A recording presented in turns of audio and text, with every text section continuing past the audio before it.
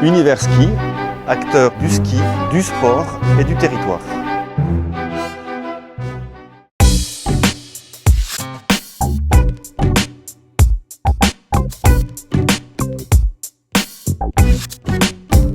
Ouais, forcément, il y a plus de pression une année olympique. Moi, j'ai déjà vécu 2 fois, les JO à Turin et à Vancouver. Mais voilà, il y a plus d'engouement, plus cette ambiance olympique, cet esprit d'équipe de France olympique, elle est beaucoup plus présente sur les JO. Ça serait mentir de dire qu'on ne pense pas aux Jeux olympiques tous les matins. Et puis de toute façon, même si nous, on n'y pense pas, les gens sont là pour nous les rappeler. Donc forcément, la pression est plus importante et on y pense. Après, voilà, Jason disait tout à l'heure, lors de votre interview, que ça restera une course de combiné pour lui et de biathlon pour moi. Donc faut arriver à garder ça à l'esprit, que c'est notre sport, qu'on sait le faire plutôt bien en général, et voilà, qu'il faudra encore réaliser ça le jour des Jeux. Je pense que c'est un peu la même chose pour nous deux. On a gagné quand même pas mal de courses ces derniers temps, donc forcément on nous attend au tournant. Et comme je disais tout à l'heure, quand je fais deuxième, des fois j'ai des questions, pas trop déçu de cette deuxième place, quoi. Donc voilà, c'est un peu, faut pas banaliser non plus une médaille olympique. C'est sûr que je vais tout donner pour avoir l'or. Et puis il y a quand même cette pression un peu supplémentaire par rapport à ça. Mais voilà, je vais essayer de faire comme d'habitude. On fait des milliers de fois à l'entraînement. Et le jour J, il faut pas se faire envahir par la pression et continuer comme d'habitude à tout donner, quoi. On essaiera vraiment, je pense que pour moi, le passé, il est aussi remis à zéro lors de cet événement-là. Jason, c'est sûr champion olympique grand titre, mais il y va pas pour défendre un titre, il y va pour en chercher un nouveau. Et voilà, je crois que de mon côté, ça va être pareil. J'ai été médaille d'argent à Vancouver, mais pour moi, c'est oublié. Je veux aller chercher l'or à Sochi. Et voilà, je pense pas au passé, et voilà, je pense que tous les deux on aborde un peu dans la même situation, avec un statut de favori, mais avec l'envie d'un jeune loup d'aller chercher l'or.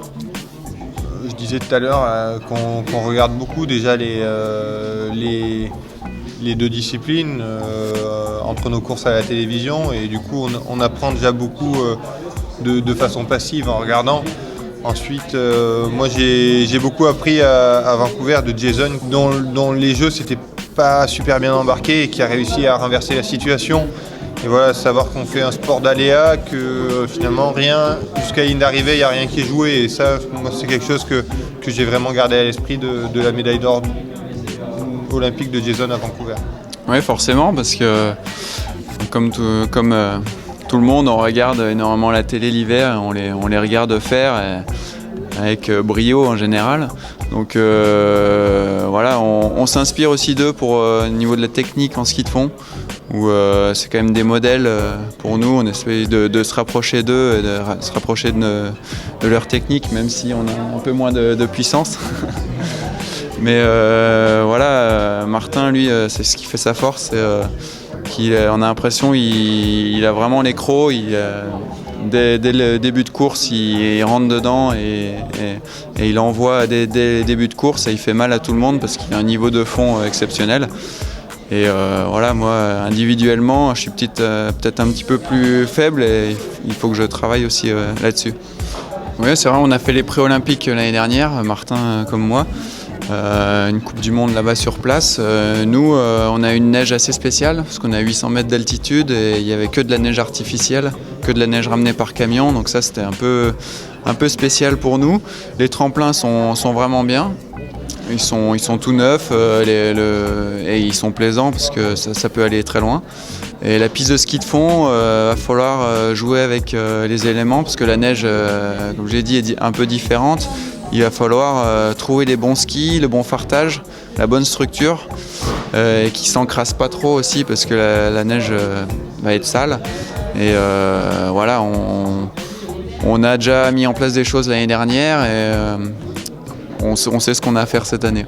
Les pistes de Sochi sont très dures, même s'ils ont été modifiées un peu depuis l'après-olympique l'an dernier.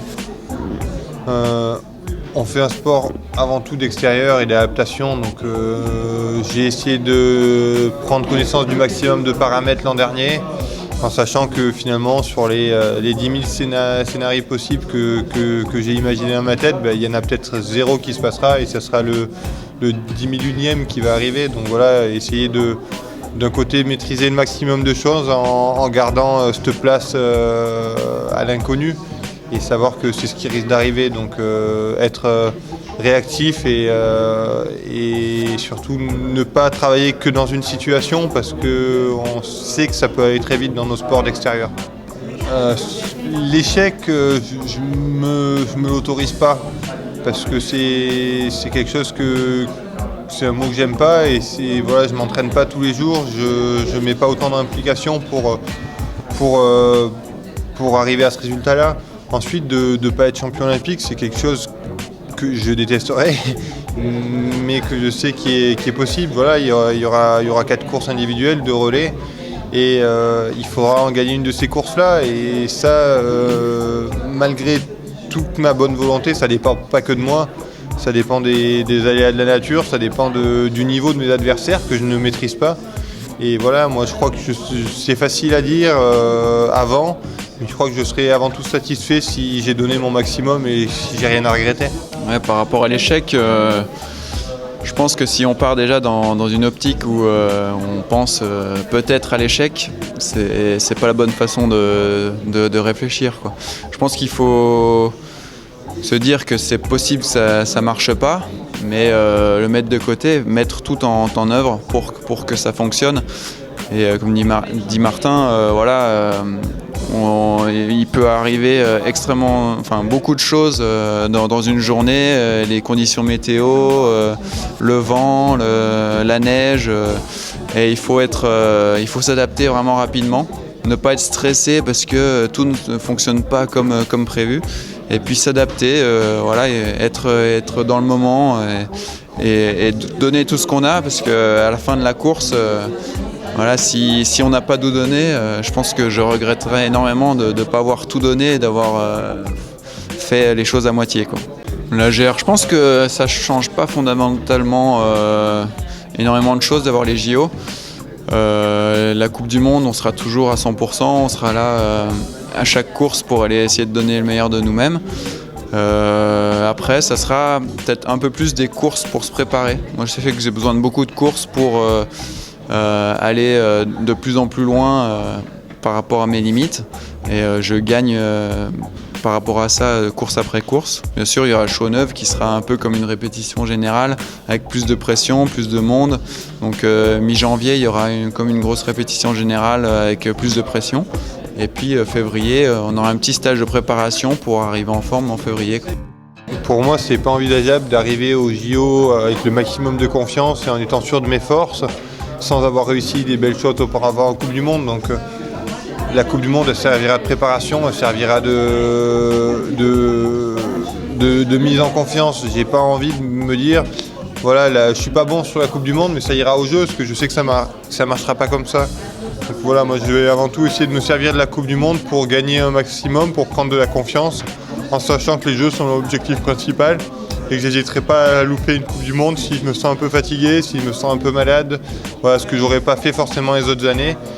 Mais là voilà, j'ai envie de gagner au jeu et je vais tout mettre en place en sachant que performer en Coupe du Monde fait partie de ma préparation.